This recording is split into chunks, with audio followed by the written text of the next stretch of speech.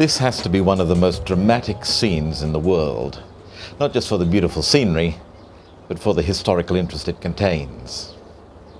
Behind me is the old Cataract Hotel, made famous by the novel by Agatha Christie, Death on the Nile. And the river itself is, for the first time in its 800-mile course, broken by a cataract. In the olden times, ships wanting to go further south had to be towed up the rapids by men pulling on ropes from the shore, and many a ship was lost in the swirl and rush of water when a tow rope broke. Just a few miles further up that way, you have Philae, the island with the beautiful temples. But the island you can see over there is actually Elephantine Island. It received its name from the water-worn rocks down by the shore of the river, which, so people said, resembled a herd of elephants come here to drink. The ancients called it Yeb or Yibu, and they claim that the Nile had its source here, despite the fact that the Nile quite clearly ran for hundreds of miles in both directions. Mind you, the priests of Philae make the same claim for their island, and with just about as much truth. Elephantine was an important border post between Egypt and Nubia, and often officials, ambassadors, and merchants came here to Aswan and stayed either on the shore or on the island itself before making the journey further south. But so wild and terrible was the land that they went with dread in their hearts, and many, in fact, scratched their names and prayers for a safe journey on a distinctive rock that you can see on the horizon over there, which is now called the Rock of Inscriptions. Modern interest in Elephantine started in 1815 when Giovanni Belzoni, the famous explorer, came here and purchased some papyri from the local inhabitants. They weren't particularly important, but they tipped off other collectors to the fact that papyri could be found here. And many years later, the Reverend John Greville Chesters came here and purchased an important collection of papyri, which he later presented to the Ashmolean Museum in Oxford and the British Museum.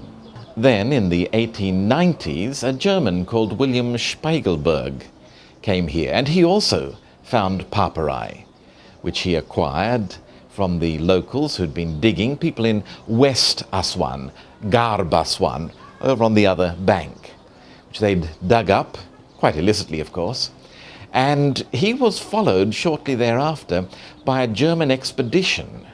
The Germans worked from 1906 to 1908, excavating the Temple of Khnum, which you can see out on the island. They were followed a year later by a French expedition who uncovered the courtyard of the same temple. Now, the reason why these people all came here to dig was because of the papyri. And the fascinating thing about these papyri was they weren't written in Egyptian hieroglyphics, or at least not the ones that people were interested in. They were written in Aramaic, the language of the Bible. And their authors were a Jewish colony who lived down here in the south of Egypt at Aswan. The story of the Jewish colony here at Elephantine is a fascinating one. Of course, we don't know all the details, but from what we can reconstruct, it would seem that round about the year 650 BC, Pharaoh Psamtik I rebelled against the Assyrians, who at that time had conquered and were occupying Egypt. And he was successful in driving out the Assyrians. The problem was that in order to rule Egypt efficiently, the Assyrians had divided the country up into 12 princely states. And none of the other princes were willing to submit to Psamtik. And so he had to fight long and hard to re-establish and reunite the kingdom of Egypt. Just at this time, Israel, Judah, was ruled by bad King Manasseh, who not only was pro-Assyrian in his policies, but also worshipped the false gods and persecuted those who held true to the God of Israel. And so the result was that Jewish fundamentalists, like Muslim fundamentalists who go to Afghanistan or Iraq in order to fight the great Satan of America, Jewish fundamentalists flocked here to Egypt to fight the great Satan of their days, the Assyrians. And Psamtik welcomed them with open arms. He was only too glad to have his forces augmented. He already had Greek mercenaries, and he added to them Jewish mercenaries. When Psamtik finally expelled the last of the Nubian rulers of Dynasty 25, he was the first ruler of Dynasty 26, and expelled them from Egypt, he left his Jewish mercenaries here as the garrison on the border fortress of Elephantine. And they stayed here year after year, generation after generation. Children grew up and followed their parents followed their fathers into the military service, the mercenary service. They were here for 2.5 centuries, right down to 400 BC. Bad King Manasseh ruled for 55 years. And to the exiles here in Elephantine, it must have seemed that his reign was never ending, and that they would never get back to worship God in the temple in Jerusalem, the temple which Manasseh had defiled. And so they built their own temple here on Elephantine. The ruins of the Temple of Khnum, which you can see behind me, probably cover the remains of that temple. We'll never know for sure. It hasn't been found. It may never be found for reasons I'll explain why in a moment. But it would be wonderful if it could be, because almost certainly it was a copy of the temple at Jerusalem. And it would be fascinating to know the ground plan of that famous but now lost building. Interestingly, like the Bible authors, these Jews of Elephantine had no scruples about pronouncing the name of God. That was an affectation that came later. Time and again in their documents, they refer to or swear by the great God Yahweh, or Yahu. We can't be sure exactly how he was pronounced in the Aramaic. The vowel sounds are not written.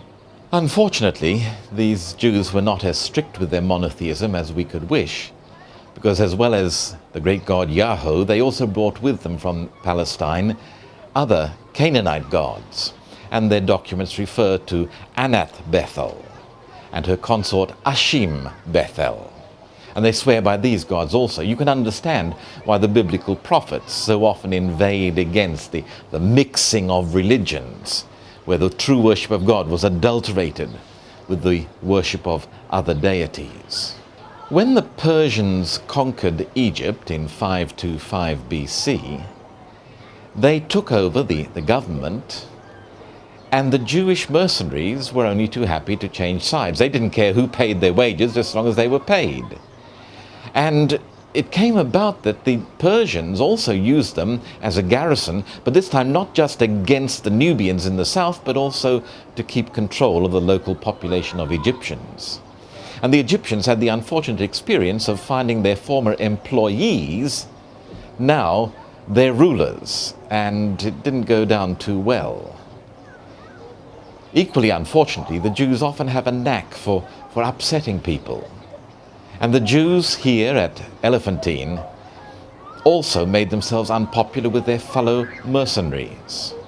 In the year 410, the Persian satrap Arsames went back to Persia for consultations with the king, with the government, and the priests of Khnum here on Elephantine promptly took advantage of his absence and bribed the local garrison commander, a man called Widrang, to look the other way while his son and a group of non-Jewish mercenaries crossed over from this shore over to Elephantine, where they promptly beat up every Jew they could find and razed the temple of Yahweh to the ground, burnt it, destroyed it completely.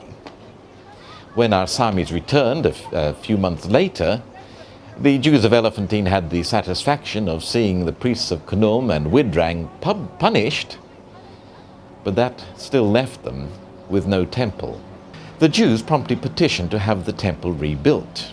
And in fact, among the documents found here is from the year 407 is one entitled A Petition Concerning the Rebuilding of the Temple of Yahweh. And it begins, "Now concerning the temple, when Cambyses came here, the temple was already built," showing that it had been here for quite some time. This put Arsames in a difficult position. Although he may have put Widrang and some of the priests of Khnum to death, he didn't want to upset the local population too much. It was all very well keeping his mercenaries happy, but he also needed to keep the Egyptians happy. And if the Egyptian populace was against the rebuilding of the temple, well, and so Arsames adopted a typical Eastern approach to the matter. He compromised. He stalled, he delayed. He told the Jews that they could rebuild their temple provided they got permission from the authorities in Jerusalem. He may have been more clever than the Jews of Elephantine realized, because at this time Jerusalem was controlled by a different sort of Jewish fundamentalists, Ezra and Nehemiah. And Arsames almost certainly knew this and may even have met them on his way to and from Persia. Now, Ezra and Nehemiah were very strict about who they would let build temples. In fact, they wouldn't let anyone else build a temple. When the Samaritans, when Ezra and Nehemiah first came back to Jerusalem, the Samaritans came and said, "Do allow us to join in building the temple of Jehovah with you, because we worship the same God." And Ezra and Nehemiah gave them a very curt refusal, made enemies of them, in fact, by the curtness of their refusal, because their worship was not a strict monotheism. It was not strictly the form that Ezra and Nehemiah recognized. So Arsames undoubtedly knew that the authorities in Jerusalem would not give permission, and so he'd be in the clear, because he would then be able to say, "Well, it's not my fault, I'd gladly give you permission, but your own people refuse." And so the matter would be closed. Well, it all fell out more or less exactly as Arsames had planned. The Jewish authorities were not going to give permission for any other temple to be built, and especially not one in Egypt, and certainly not one where there wasn't strict monotheism. But they too were Easterners. They didn't send back an answer saying no. They simply sent no answer at all. And after a while, after waiting for ages, the Jews of Elephantine got the message. But they were determined. They weren't going to give up. And their next step, recorded thoroughly in the papyri that have been found here, was a very interesting one. The Jews of Elephantine sent their petition to the Samaritans. If their own people would not give them permission, then the Samaritans would, they hoped.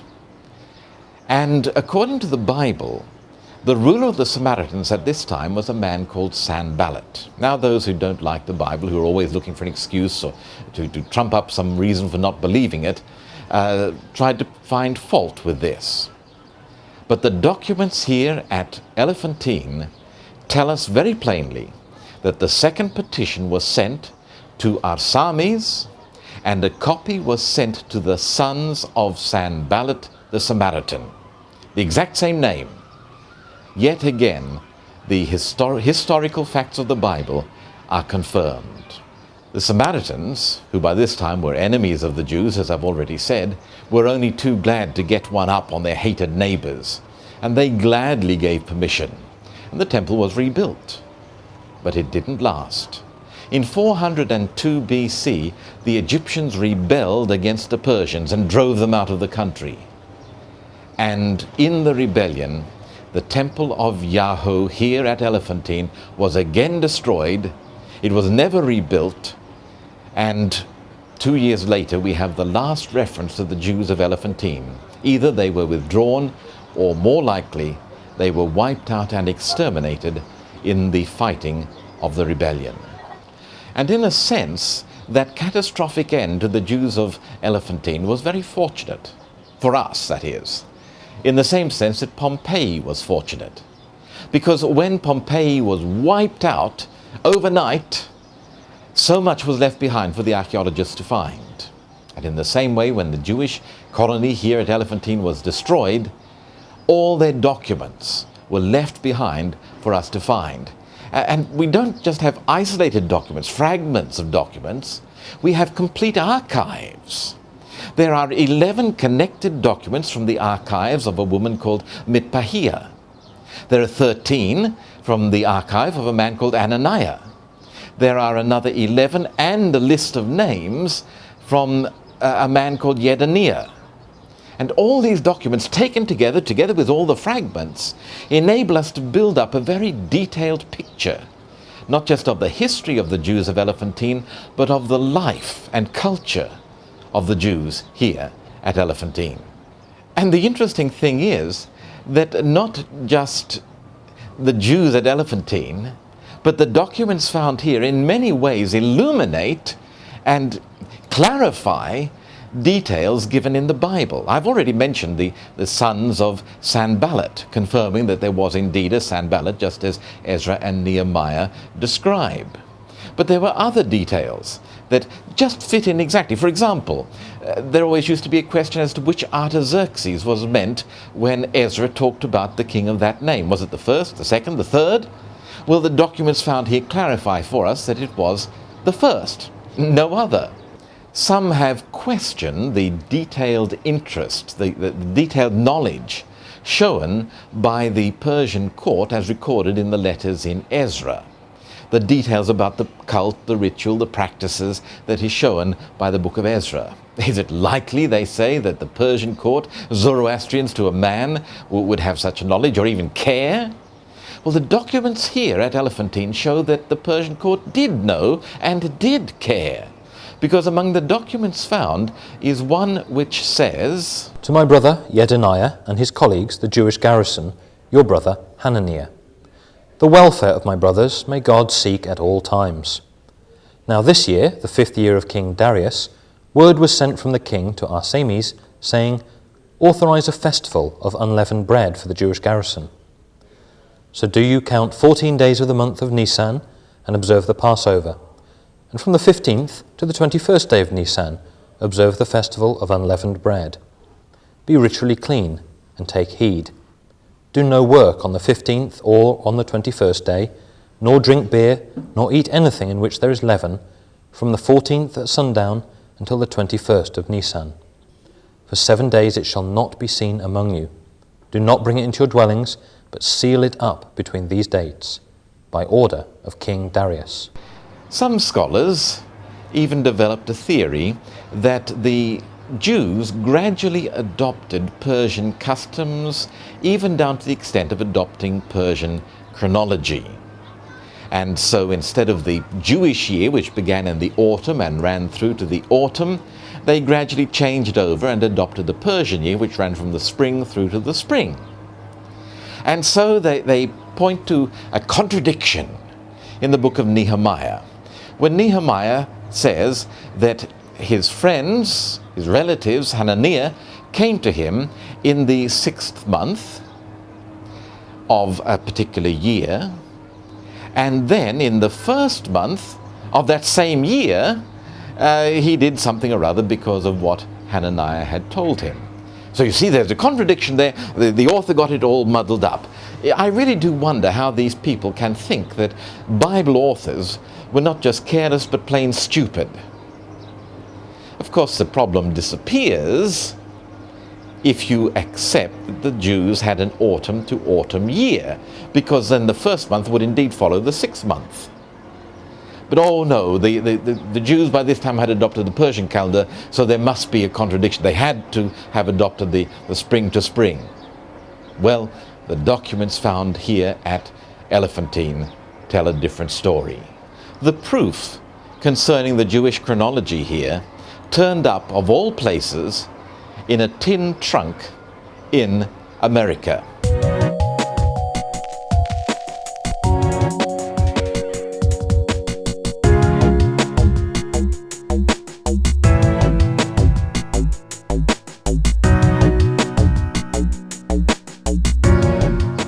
I'm seated on the terrace of the old Cataract Hotel in Aswan, where an American called Wilbur may have sat back in 1893, looking out over this same magnificent landscape of tawny sandhills and the green waters of the Nile in the foreground.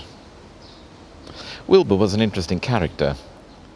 He started out as a journalist. He actually taught himself shorthand in order to become a newspaper reporter. Then he went on to be a lawyer, a translator. He translated Victor Hugo's Les Miserables into English. But then he became interested in archaeology. He made many trips to Egypt and in fact became America's first Egyptian archaeologist. In 1893 he came here to Aswan to collect papyri, the same sort of papyri that everyone was interested in. He went back to America, but he only made it as far as Paris, and in 1896 he died in Paris. After his death, his widow asked their children to give his enormous collection of Egyptian objects to the Brooklyn Museum, which is where they still are, where they can be seen. But nobody knew about the objects he'd collected on his last trip. They were in a tin trunk in the hotel in Paris. It was eventually shipped back to New York, but it's still, nobody came near it, nobody was interested in it, until 1947, when at last that tin trunk was found, identified, and opened. And the objects in it, which included the Elephantine papyri, were handed over, presented to the Brooklyn Museum, where Professor Emil Kraling set about the task of translating them and preparing them for publication. In 1953, Professor Emil Kraling of the Brooklyn Museum published some of these papyri. What a revelation they were. For example, they showed that women in the Jewish colony here at Elephantine were quite emancipated. They were even able to stand up in the synagogue and divorce their husbands. Now that's emancipation for you. For example, one of the documents of Mitbahia is her marriage contract, which says, On the 21st of Chislu, Mashir Yedoniah, a Jew of Yeb, said to Jezaniah ben Uriah, There is the site of one house belonging to me, which I have given to your Mitbahia, my daughter, your wife. Now I say to you, build and equip that site, and dwell on it with your wife. But you may not sell that house, or give it as a present to others. Only your children, by my daughter Mitbahia, shall have power over it after you. If you build upon this land, and then my daughter divorces you and leaves you, she shall have no power over it, in return for the work you have done. Notice those words, if my daughter divorces you. It was just as well they were written in, because Mitbahia did indeed divorce the unfortunate Jazaniah. She married an Egyptian, a non-Jew, an Egyptian called Pi. And that marriage too didn't last, and she ended up marrying a Jew called Ashur. She must have been quite some girl. And again, we have a marriage contract drawn up for this Ashur, which says, I have given you, as the bride price of your daughter Mitbahia, 5 shekels, royal weight. It has been received by you, and your heart is content. Should Ashur die, having no child, male or female, by his wife Mitbahia, Mitbahia shall be entitled to the house, chattels, and all other worldly goods of Ashur. Should Mitbahia stand up in congregation and declare, I divorce my husband, the price of divorce shall be on her head. She shall weigh out to Ashur 7 shekels, but all she brought with her she shall take out and go whither she will without suit or process. We in the West are shocked sometimes at the ease with which Muslim men can divorce their wives. All they have to do is say in front of witnesses 3 times, I divorce thee, I divorce thee, I divorce thee, and that's it. But Mitbahia, all she had to do was stand up in the congregation, and in front of the congregation, the witnesses say, I divorce my husband, and yet another husband got his marching orders from Mitbahia. With all this marrying and divorcing and questions of dowries and all that sort of thing, marriage contracts here in the Jewish colony of Elephantine had to be watertight. And that meant, among other things, that they had to be properly dated. Now, there were 3 calendars in use on Elephantine. There was the Egyptian one of 360 days, well, 360 days plus 5, and not a quarter. There was the Persian calendar, and there was the Jewish calendar. And in order to make clear which date is meant, many of these contracts are double dated in terms of the Jewish calendar and in terms of the Persian calendar, or in terms of the Jewish calendar and in terms of the Egyptian calendar. There's even one or two that are triple dated, using all three so that there could be no question about what date was intended. Elephantine Papyrus, or Brooklyn Papyrus number 6, is double dated. But the date that is given, the combination of Persian and Jewish calendars, is such that only one possible day can be meant, and that is a day in the year 520 BC.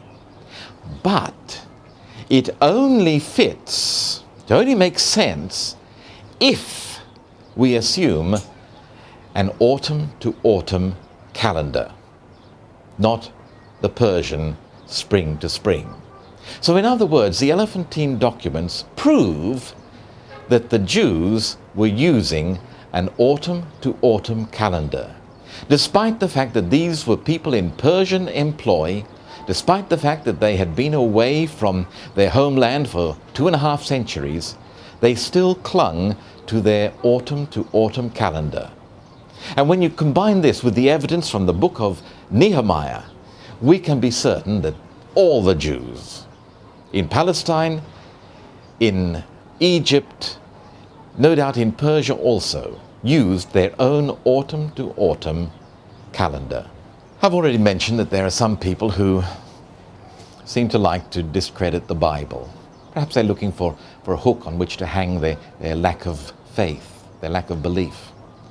But the documents found here at Elephantine enable us to be so confident in the historical accuracy of the Bible. It confirms for us which Artaxerxes was meant by Ezra when he described the famous decree of Ezra chapter 7. And it enables us to pinpoint that decree to the year 457 BC, which may seem a minor detail, were it not for the fact that a most interesting prophecy in the book of Daniel hangs upon that very point. Which year was the 7th year of which Artaxerxes?